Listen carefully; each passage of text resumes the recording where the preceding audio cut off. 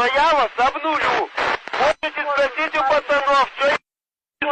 пацанов, что я с вами сделаю. Поэтому, нахуй, не будьте предателями, нахуй, предателями 500-ми.